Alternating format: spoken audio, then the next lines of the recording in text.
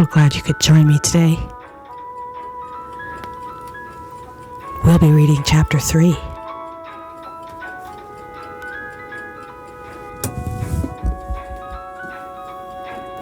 Apple Mary and Dennie foil the swindlers.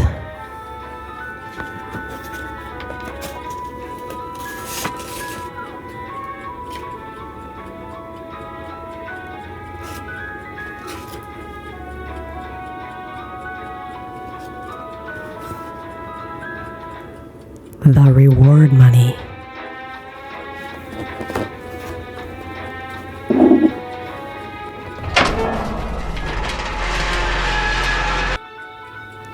Apple Mary finally left to sell her apples the following morning when Mrs. Hardy promised to stay nearby. Mrs. Hardy soon decided to go shopping, however, and instructed her son Freddie to watch for strangers. Freddie immediately ran upstairs to see Dennie.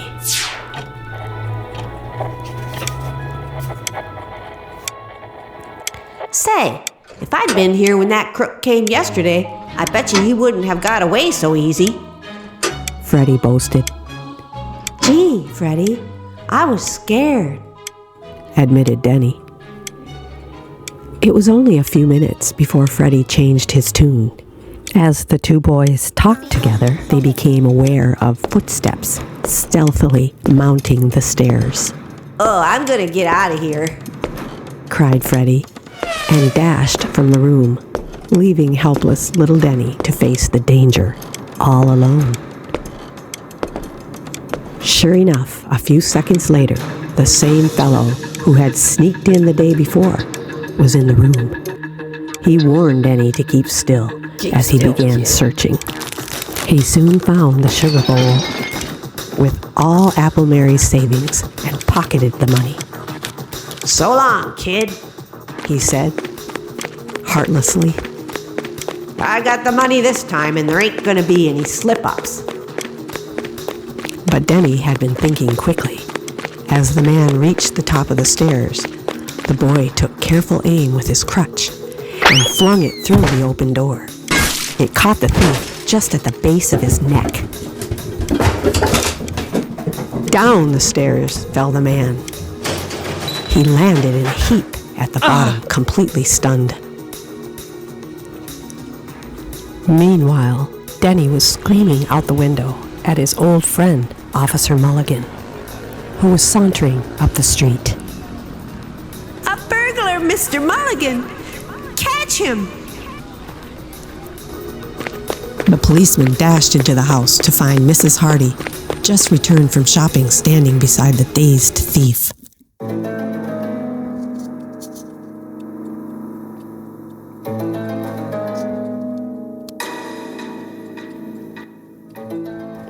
What's going on here? Is this the burglar Dennie was shouting at me to catch? Well, the officer continued, jumping to conclusions. I don't know what you hit him with, Mrs. Hardy, but you sure did a good job. You know, there might be a reward in this for you. Sly Mrs. Hardy held her tongue. Dennie knocked the burglar down with his crutch, Ma. So why do you say you may get a reward? Demanded Freddie, after the officer had left and the two were talking together.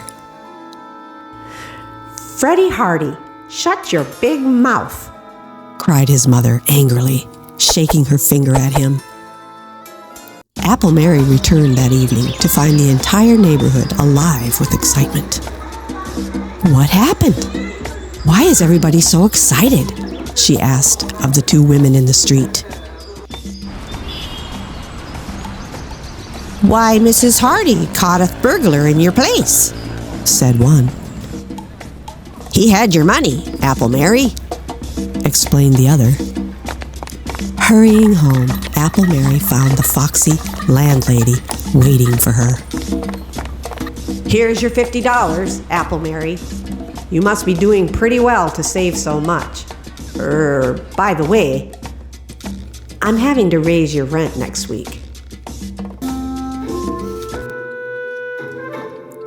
Apple Mary was both furious and distressed at this news.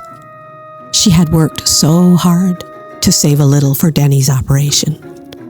However, she was happy, too, to find Dennie safe and sound. As Apple Mary left the following morning, she found Mrs. Hardy, Officer Mulligan, and a local merchant in the lower hall. And that, Mrs. Hardy, is the reason I'm presenting you with this check. Mary overheard the merchant say, Thanks, Mr. Price, said Mrs. Hardy. She whirled gaily about as her visitors left. Look, Apple Mary, she cried, gloating over her good fortune. $500. Mr. Price gave it to me as a reward for catching the burglar. He said he recognized him as the man who robbed his store. After congratulating her landlady, Apple Mary left the house with her cart. She stopped outside to talk with Officer Mulligan. Ma, if they find out Dennie made the thief fall downstairs by hitting him with his crutch, will they make you give him the reward? It's really his. Freddie's voice carried to the astonished pair on the sidewalk. They heard Mrs. Hardy's answer, too.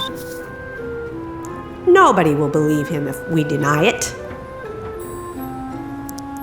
Did you hear that?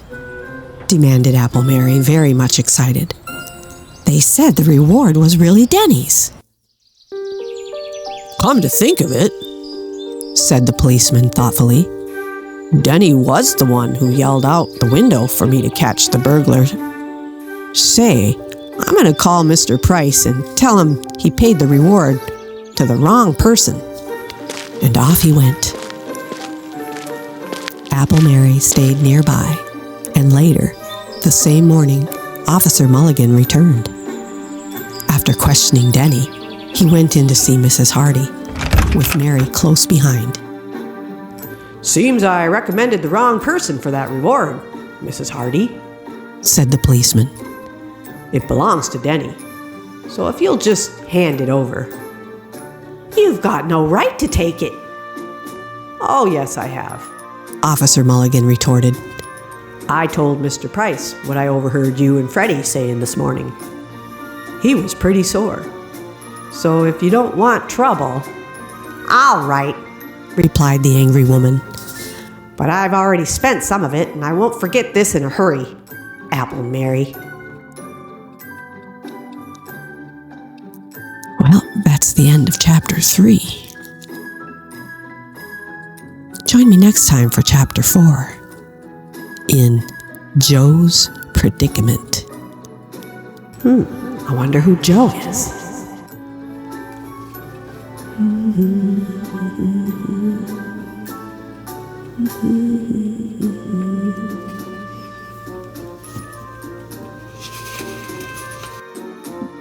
Let's bookmark that. We can find it quickly next time.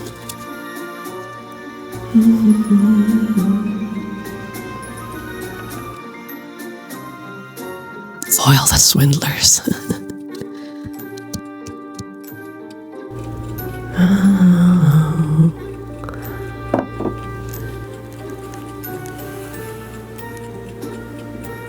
Thank you for watching.